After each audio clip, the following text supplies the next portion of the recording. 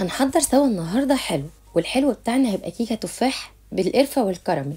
وخصوصا دلوقتي ان التفاح متواجد معانا في السوق كتير وطعمه حلو ومسكر قوي. هنعمل الكيكه بطريقه سهله ونعرف ازاي قوامها كده، وكمان تبقى هشه معاكي وفلافي كده ولونها فاتح وطعمها خطير. اول حاجه هنعملها سوا دلوقتي في الخطوات بتاعتنا هي صوص الكراميل. بصوا مش هنتكلم كتير، يلا تعالي معايا. ووك كده على نار متوسطة، ونحط في الوك كوباية من السكر. هنسيبها كده تتكرمل شوية بشوية. ما تقلقيش، في الاول هتعمل معاكي تكتلات بالشكل ده على نار متوسطة، مش هنقلب في الاول خالص. بعدين شوية كده نبتدي نقلب لغاية ما القوام يفك معانا بالشكل ده. نزلي عليهم معلقتين كبار من الزبدة. كل ده وتقليب مستمر زي ما انتوا شايفين. اخر حاجه بقى هننزل عليهم بربع كوبايه من الميه السخنه. هتحسي ان هو حجر معاكي شويه، عادي خالص، هيرجع يفك تاني. كده بنبتدي ان احنا نجهز الكراميل. تمام. تاني حاجه هنعمل الحشوه بتاعتنا وهي حشوه التفاح.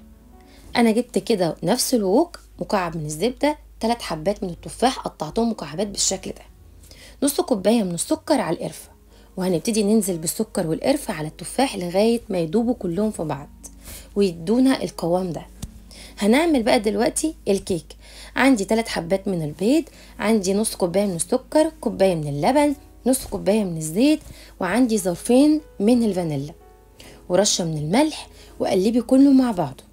بعدين عندي كوبايتين ونص من الدقيق المنخول متعدد الاستخدام، وعليه معلقه كبيره من البيكنج باودر. هتنزلي كل المكونات مع بعض وتقلبي في اتجاه واحد لغايه ما يديك القوام ده. هنجيب بقى القالب بتاعنا وندهنه دهنه حلوه بالزيت، وننزل بحشوه التفاح بتاعنا، وبعدين شويه بشويه ننزل بالكيك بتاعي. ممكن تحطي هنا على الوش طبقه من الكراميل وشويه من الكيك. انا نزلت بطبقه من الكراميل وعملتها بالشكل ده. هندخلها الفرن، بتقعد من نص ساعه لساعه الا ربع، ما بنفتحش الباب عليها خالص، وطبعا الفرن شغال من قبلها. اول ما تحسي بعد الساعه الا ربع اعملي لها تيست كده بالخله وجربيها. لقيتيها خلاص استوت، خلاص يبقى كده طلعيها. زي انتهى بصوص الكراميل بتاعي من فوق ده، غير اللي انا عاملاه طبعا. وبعدين حطيت عليها كده، كان متاح عندي عين جمل. بجد لذيذه وريحتها حلوه قوي، لازم تجربيها. بالهنا والشفا.